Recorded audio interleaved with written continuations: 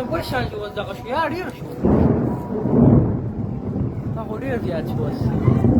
وختي کم و